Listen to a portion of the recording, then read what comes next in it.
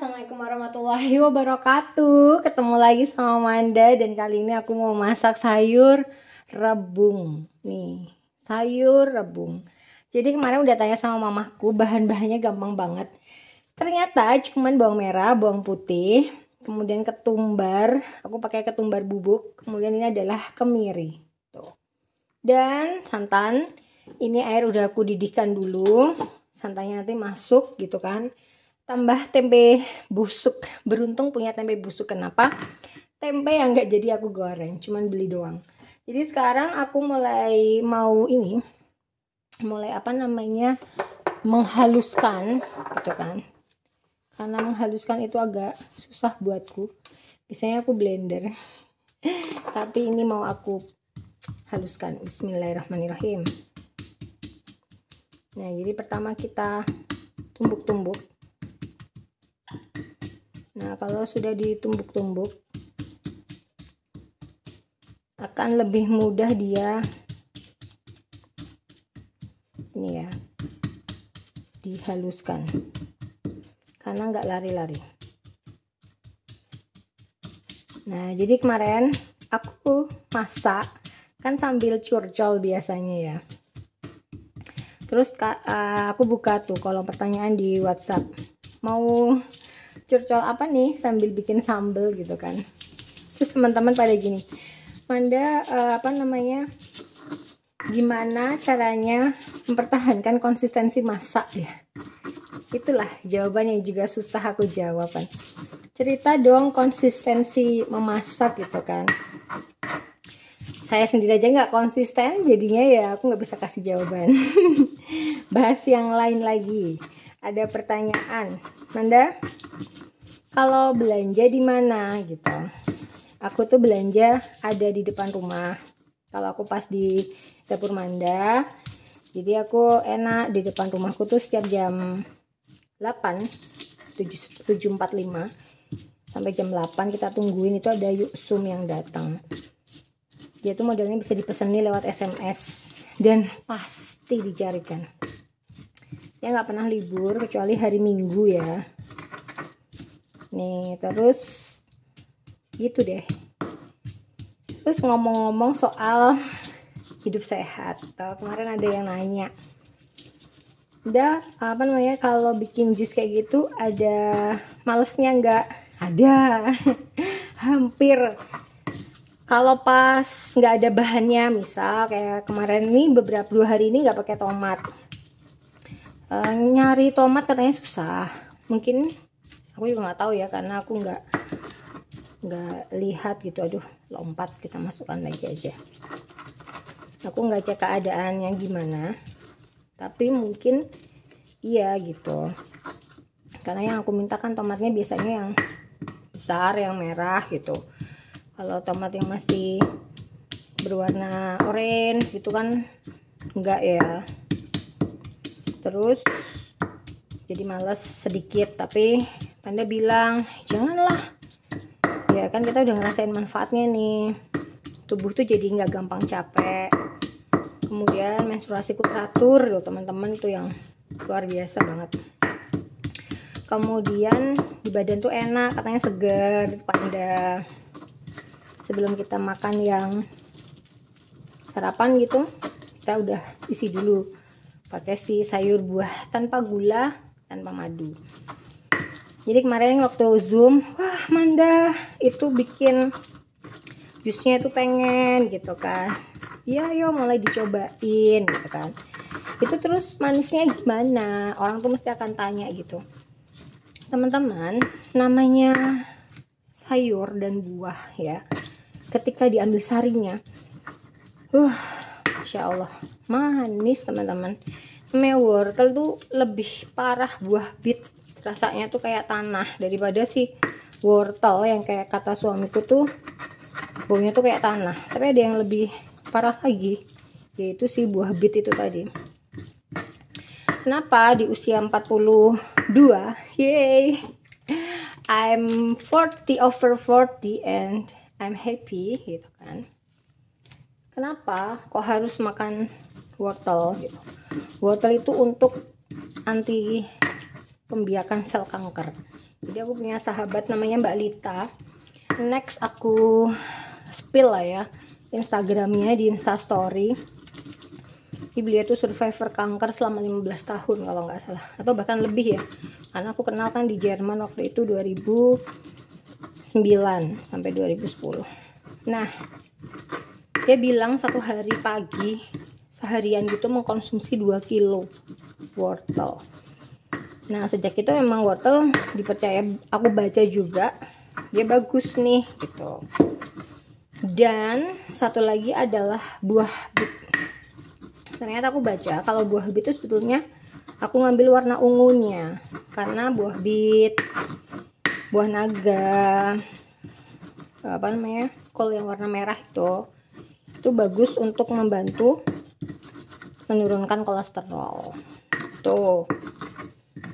Jadi kita kan boleh ya, namanya juga ikhtiar sehat gitu kan. Nah, makanya aku juga pengen teman-teman yang lihat status aku, story aku gitu, sini kirim amal jariah buat Manda. Kalau aku cerita terus teman-teman iya jadi terinspirasi nih dari Manda gitu, aku seneng loh teman-teman. Aku nggak apa-apa banget malahan, silahkan diduplikasi. Nah, lanjut soal hidup sehat tadi ya. Hidup sehat itu ya ternyata emang bener butuh konsisten, butuh support system gitu.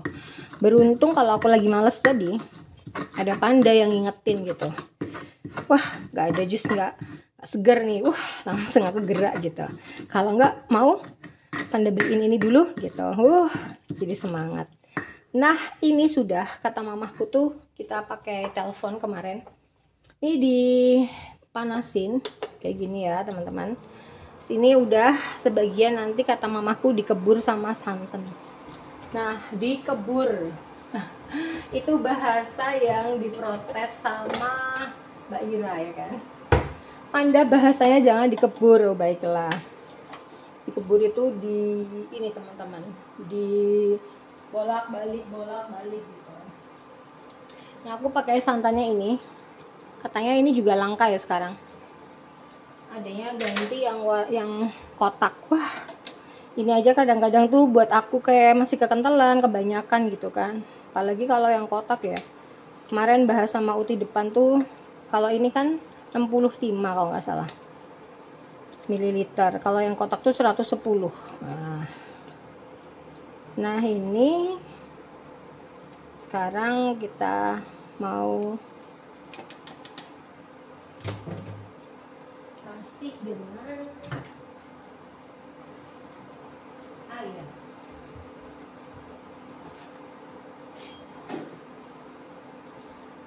Oke, tadi airnya sudah mendidih. Sekarang aku ambil beberapa, 5 sendok sayur gini. Terus aku, oh ya Allah, ininya tuh masih ini.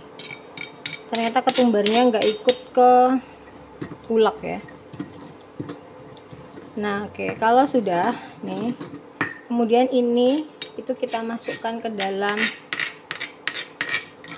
santannya. Oke, gini. Ini kita masukkan ke dalam santan. Tadi kan airnya udah panas ya. Nah, kalau sudah masuk ke dalam santan, terus kita aduk teman-teman. Nah, kita aduk begini. Tuh. Kalau sudah, kita masukkan ke dalam ini. Begini. Aku tanya ke mama, mah ini tuh kayak bikin bobor nggak sih gitu? Ya mirip kayak bikin bobor. Oh, I see. Tapi kalau mamaku tuh kalau masak itu nguleknya nggak kayak aku gini ya.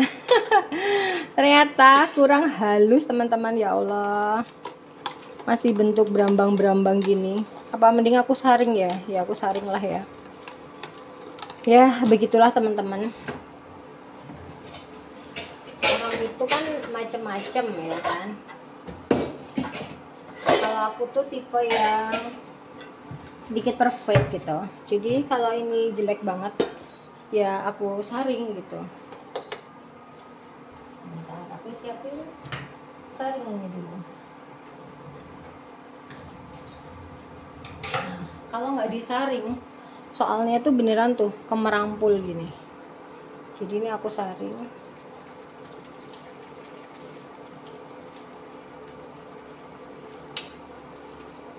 Tuh, seperti ini.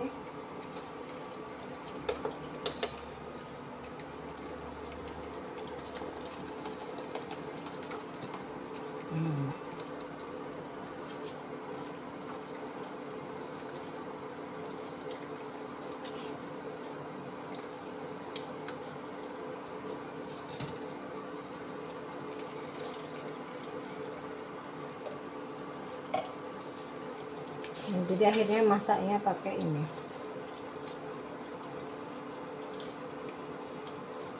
Nah, kalau sudah tuh, kemudian kita haluskan bersama dengan tempe busuknya. Nih, tempe busuknya tinggal kita halusin di sini. Di berambang bawang, nggak usah terlalu banyak tempe busuknya. Secukupnya aja. Ya Allah, lari kabur, nggak mau diketok dia, takut. Oke, nah ini kita haluskan. Nah kemudian ini kita hancurkan. Kebanyakan nggak ya ini? Kalau kebanyakan gimana dong? Kayak kebanyakan kali ya. Nah, kalau sudah, kemudian kita masukkan ke dalam kuahnya. Tuh, seperti ini.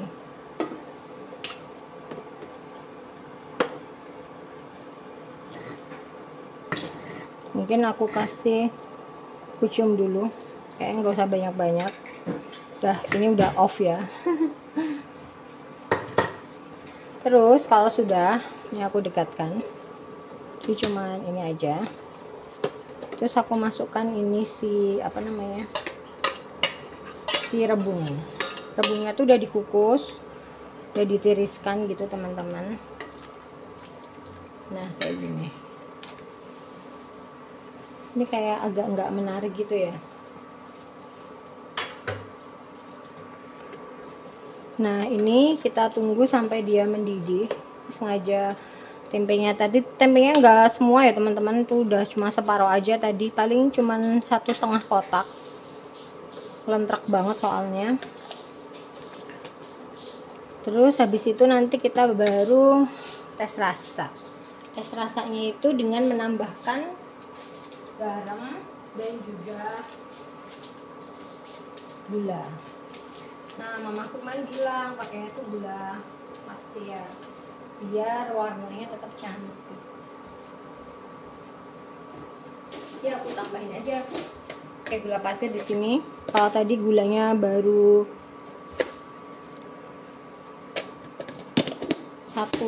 berapa tadi? 2 ya.